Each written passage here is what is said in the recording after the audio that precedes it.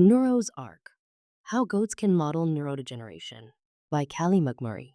An urban legend permeates the scientific literature. Animals that frequently butt their head do so without sustaining any brain damage.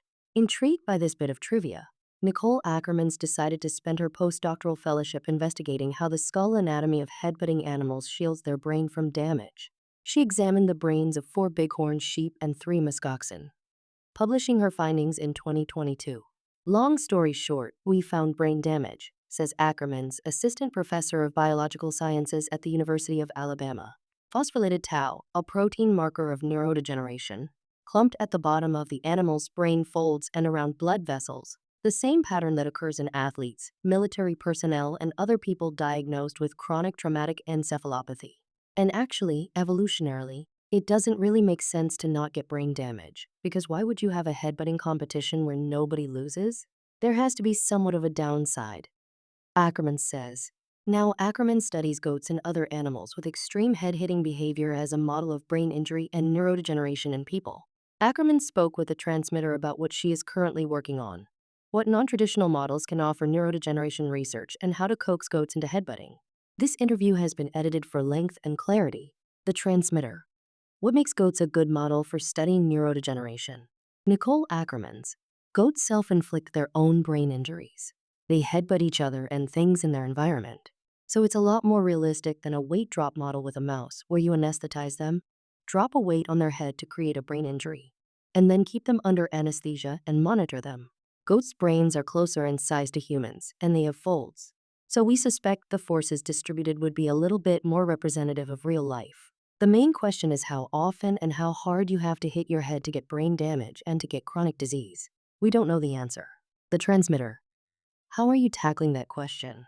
Nicole Ackermans: I'm trying to basically take everything you would use to diagnose a human with traumatic brain injury or chronic traumatic encephalopathy and apply it to our models. We did a 6-month pilot study of 3 goats in collaboration with Mississippi State University, a vet school about an hour away. They have barns and everything that we need. They take care of the animals, and we just let the goats perform their natural behavior, which is apparently headbutting all day long. I was like, we're going to pretend that they're patients. We did blood draws, spinal taps, PET MRI scans, and behavioral tests. And at the end, we collected brain samples and did immunohistochemistry as well. At the beginning of the experiment, they didn't headbutt, and I was really worried that they never would. It's not something you think about. How do you make goats headbutt? I talked to some farmers, and they told me you have to give them something to compete over.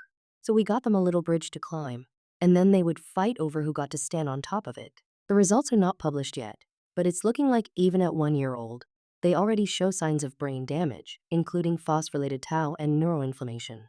We have 6 months worth of videos of these goats. We want to count every single headbutt and correlate how many headbutts equal how much brain damage. Overall, it seems that they each headbutted about 20,000 times, which is way more than we expected.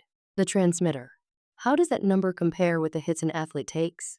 Nicole Ackermans: The goats hit more frequently but at lower forces. I believe this still makes them comparable to humans. Evidence is emerging that shows repetitive mild impact is also a large contributor to neurodegeneration, although much more work needs to be done to find out exactly which forces and how many hits. The transmitter: What scientific tools are on your wish list? Nicole Ackermans: It's hard to use a lot of the big, fancy equipment on our organisms because it is really attuned to humans and mice and is not going to work on quote, unquote, weird species. We get a lot of background with our fluorescence. A lot of the automatic counting or staining methods don't work. More money for more goats is really what I want. I have plans for a 5-year, 40-goat experiment that I submitted to the National Institutes of Health. But the way that funding is going right now, I don't know when that's going to happen. I really want to look at sex and age differences. It's really hard to get old goats because nobody keeps them on their farm when they're old. It's kind of a waste for agricultural systems. So we would have to age our own goats. The transmitter: What would you like other neuroscientists to know about this model? Nicole Ackermans: Some of the more traditional neuroscientists think this work is silly.